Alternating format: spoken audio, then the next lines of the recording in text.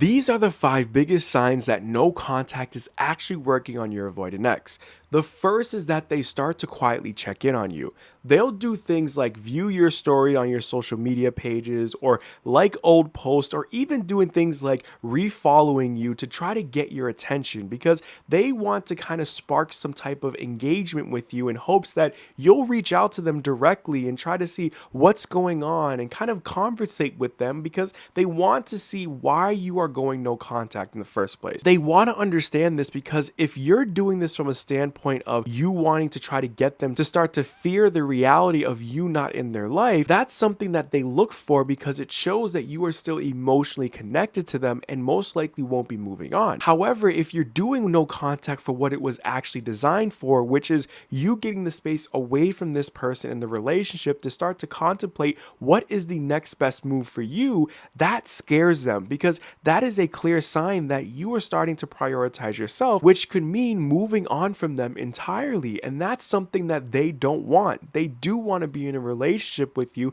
It's just this avoidant attachment style that causes them to want to pull away from you whenever things get too vulnerable or there's certain emotions that they don't want to feel or express to you. So this tends to be their way to try to get some type of evidence that you haven't started to move on and that you're just doing this to play a big game of chicken with them to try to get them to take things seriously and take the initiative on their part to work on this relationship with you. The second thing is that if you're consistent with no contact, their confidence in the breakup begins to wobble. They once felt relieved when you first went no contact. They felt like they were finally getting the space away from you and having to deal with the conflicts and that they're not going to have to do any of those things. And then when they feel ready enough to come back into the relationship and they can resume things as if nothing has happened. But like I mentioned, if you're doing this consistent past that time frame of when they expect you to reach out, because when it comes to an avoidant, they typically know about when you are going to try to reach out to them to work on things because it's a pattern and they're used to that. So when you inevitably don't do that, that's when they start to panic a little bit because they don't know what's going on, because this is uncharted water for them. They're not used to you responding in this way, and on top of that,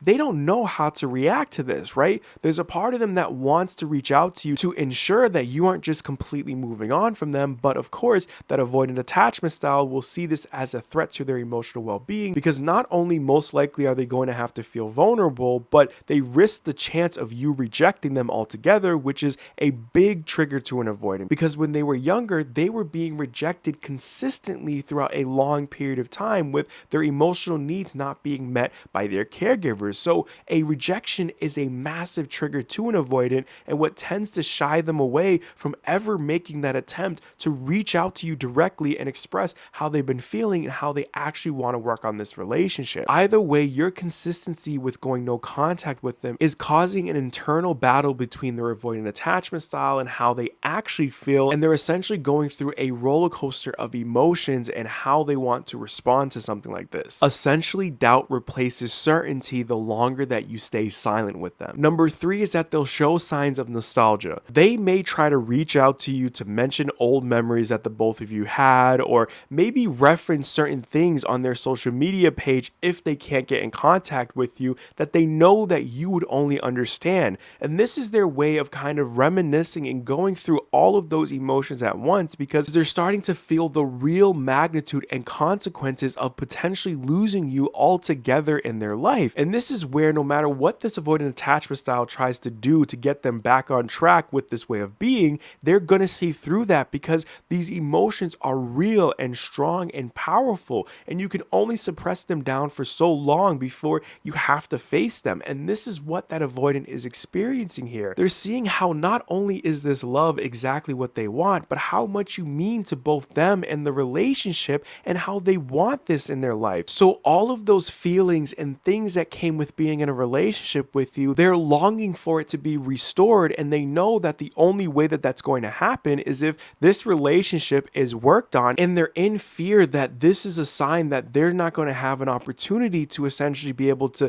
get you back in their life because you're in no contact with them. And because you're in no contact with them for a significant amount of time, they now know that there's a good chance that you could potentially be making legitimate strides to moving on from them entirely, which is something that they don't want to happen. Which segues perfectly into the fourth sign, and that is they will test your availability with small breadcrumbs. They'll try to find a way to reach out to you with a message saying things like, hey, I was just thinking about you, or how you're doing. And this is an indirect way to try to get you to open up and express something to them. And that expression that they're looking for is you showing that you are still emotionally available to them to some capacity. It doesn't need to be by a certain amount. It's instead them trying to find a little inkling that you are still emotionally available to them to some degree. And this is their way to try to ease that side of them that's having anxiety that you are simply going to move on, because it tends to be at this moment where it's at its peak, where they're regretting not reaching out to you and trying to work on this relationship and understanding that this is going to be of significance if you are moved on and they're no longer going to have access to you.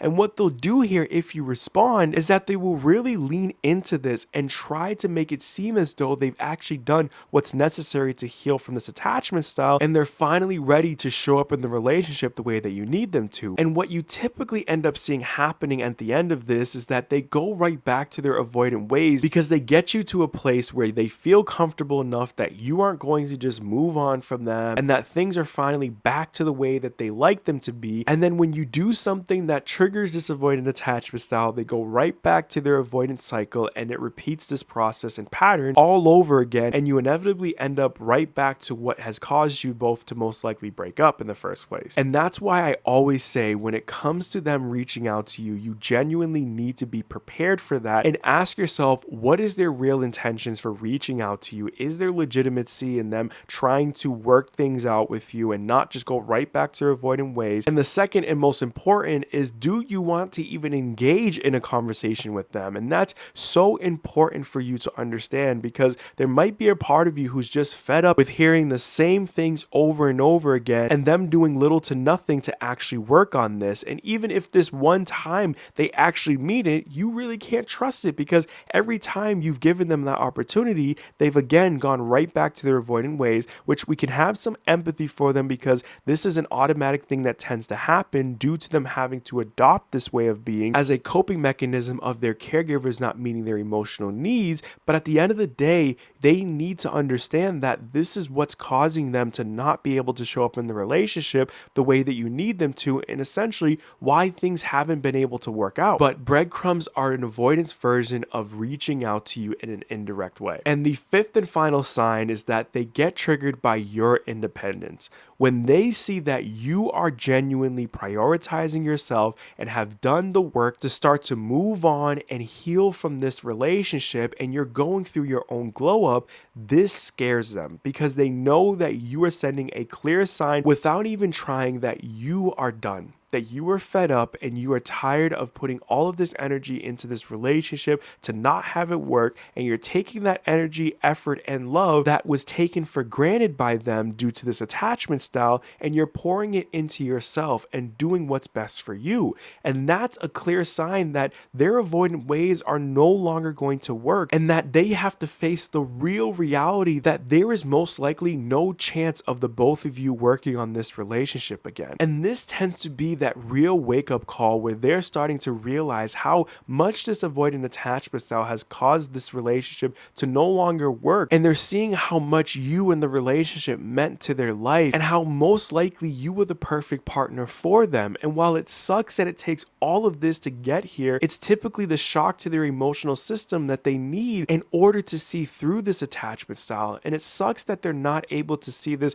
while you were trying to work on the relationship, because maybe there was a chance of the both of you being able to work things out. But at the end of the day, you gave your all to this relationship. You tried everything that you possibly could to make this person feel understood, heard, and try to get them to work on this in small increments, and yet they still weren't able to do so. And that's something that's completely on them, and they're going to have to deal with. But hopefully when you're at this point of no contact, you have done enough to really understand what is best for you. And that's important for you to know, because because I know that there's going to be a part of you that wants to entertain trying to work on this relationship because you genuinely love this person and you know that there's potential for things to work if this avoidant attachment style was able to be worked through on their part. But at the end of the day, you can't guarantee if they've done enough to achieve this and actually make an attempt on their part. They may be doing a really good job at making it seem that way, all the while that avoidant attachment style is still very much a part of them, and they want to do everything in their power to make it seem like they've healed from it because